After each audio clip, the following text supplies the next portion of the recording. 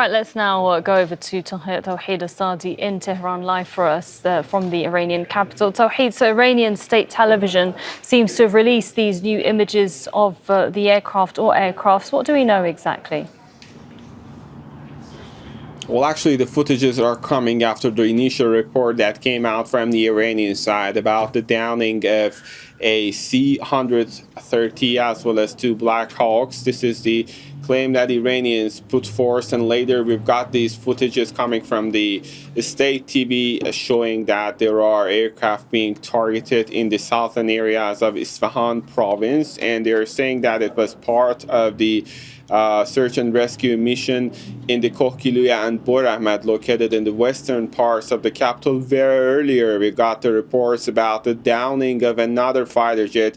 And on that province, the local authorities are saying that at least 10 people have been killed without any details, whether it's a result of any direct confrontation, ground force, or any other impact. They're saying that they are killed as a result of these strikes. But still, speaking of the recent developments, the footage is coming out. We've got the reaction from the Iranian side, who actually is selling it as a victory, quite contradictory to the statements and claims by the American side about the failed and actually obliterated nature of the Iran's air defense system.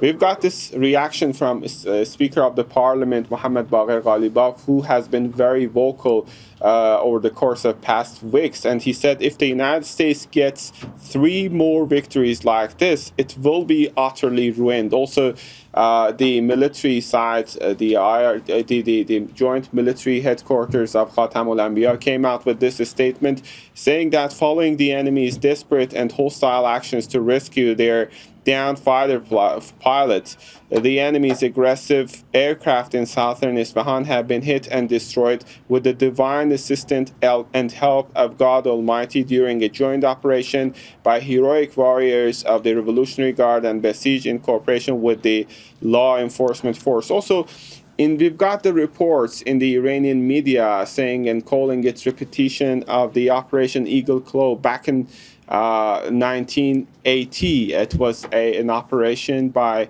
the Americans to rescue their diplomats in the hostage crisis back in time, and it was also a failed operation. And the Iranian media outlets are just comparing this recent failed one to that one. This is part of the rhetoric battlefield in which Iran has been involved, but it's still the message that is almost similar when it comes to all these statements and media outlet reports is the victory over the continued airstrikes, which are targeting now a broader scope of Iran's infrastructure.